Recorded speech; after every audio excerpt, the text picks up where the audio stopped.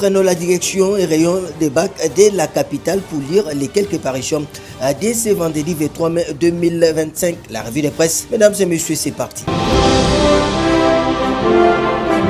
Joseph Kabila a livré à la justice les gros titres du quotidien Information Générale, Le Quotidien. Pour notre confrère, ainsi, Joseph Kabila est livré à la justice de son pays et l'auditeur général près de cette haute cour peut les poursuivre en justice. Par cette levée d'immunité, poursuit Le Quotidien, une jurisprudence s'ouvre de plus en RDC qui soumet désormais qu'un président de la République peut être poursuivi par la justice congolaise, sénateur à vie soit-il. De son côté, haute trahison, le Sénat livre Joseph Kabila à la justice militaire, titre le tabloïd Info 27. À jeter un coup d'œil chez notre confrère, nous pouvons lire cette procédure marque un tournant sans précédent dans les relations déjà tendues entre l'ancien chef de l'État et son successeur Félix Tshisekedi. La rupture consommée depuis l'éclatement de la coalition FCC cash en 2021 atteint aujourd'hui une intensité inédite. Dans une allocution précédente, Tshisekedi avait publiquement accusé son prédécesseur de s'être placé du côté de l'ennemi et d'entretenir des liens secrets stratégiques avec les agresseurs de la RDC. Pour sa part, RDC, le Sénat lève les immunités. Joseph Kabila nous rapporte le site d'information impifo.net.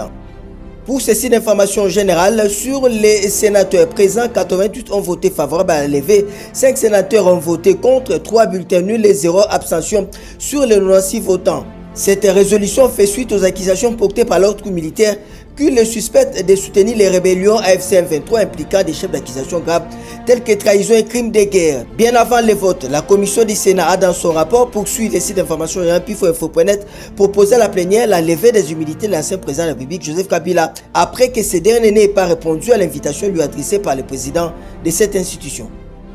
Autre sujet, Matata Ponyo condamné les députés nationaux boudent une jurisprudence qu'il juge dangereuse.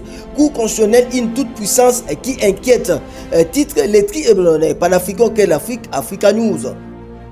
Chez notre confrère, nous lisons 3 jours après les prononcés du verdict dans l'affaire Bukanga Lonzo, la condamnation à 10 ans de travaux forcés du député national Matata Ponyo continue de faire des vagues. Ce mercredi 21 mai, le sujet a agité les débats lors de la plénière de l'Assemblée nationale. Plusieurs députés dénonçant une décision prise sans respect des règles procédurales relatives aux immunités parlementaires. En effet, la justice n'avait ni sollicité ni obtenu l'autorisation des poursuites ni la levée des immunités de Matata Ponyo, élu député en février 2024. La Cour constitutionnelle s'est appuyé sur les autorisations délivrées par le Sénat lors de la précédente législature, une approche largement contestée au sein de la communauté juridique. On va terminer cette revue de presse par les nouvelles des finances. Forum Canada-Afrique à Montréal, Barnabé Mouakadi en campagne de séduction fiscale, titre le tabloïd Ouragan. Après l'université George Washington aux États-Unis où il avait marqué les esprits, Mouakadi a été invité au Canada. Devant les experts du secteur économique, Barnabé Mouakadi prend la parole ce vendredi pour exposer sur un thème évocateur défis et succès dans la mobilisation financière en Afrique, cas de la RDC. Le DG de la DGI a mûri des échafaudages, des partenariats économiques solides gagnant-gagnant. L'orateur va livrer une analyse lucide et structurée des transformations en cours au sein de l'administration fiscale congolaise. Ça n'est donc fini. Pour cette revue de presse, on prend rendez-vous pour la semaine prochaine. Tous derrière nos phares de CBND, le Kouyaté Congolais Téléma.